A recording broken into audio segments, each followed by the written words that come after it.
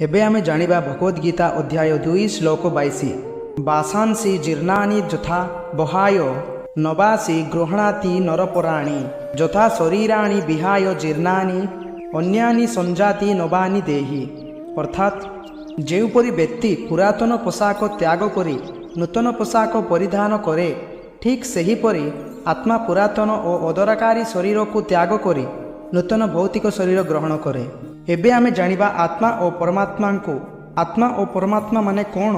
आत्मा और परमात्मा को एक वृक्षरे बसिथिबा दुईटी बंधु पक्षी सहित तुलना करा जायछि।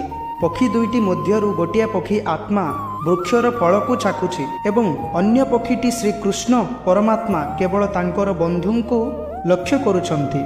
ए दुईटी पक्षी मध्यरु गोटिए भौतिक वृक्षर फल प्रति आसक्त, किंतु अन्यटी केवल तांको बंधुंकर क्रियाकलाप को लक्ष्य करुछंती। श्रीकृष्ण हेउचंती साखी पक्षी आउ मनीष हेउचंती भक्षणकारी पक्षी। जदिओ से दुई जन परस्पर बंधु तथापि जणे हेउचंती प्रभु और अन्य जणे हेउचंती प्राणी। एही जेउ संबंध ताहाको अणु आत्मा भूली जाइथिबारु से गोटिए वृक्षरु अन्य वृक्ष को स्थान परिवर्तन करुछि, अर्थात गोटिए शरीर त्याग करी अन्य शरीर मध्यरे प्रवेश करुछि बा शरीर परिवर्तन करुछि। भौतिक शरीरर रूपक वृक्षरे जीव बा जीवात्मा खूब कठिन संग्राम करुछि, किंतु से जेतेबेले अन्य पक्षी को परम गुरु रूपे स्वीकार करि नेउछि, अर्थात अर्जुन जेपरि सत्व प्रभुत्व होई श्रीकृष्णଙ୍କ ठारे आत्मसमर्पण करी उपदेश ग्रहण करिबा निमित्त प्रस्तुत होई गले, ठीक सेहीपरि गोटिए पक्षी संगे संगे समस्त प्रकार दुखरु मुक्त होई जाए। तथापि फल भक्षणकारी पक्षी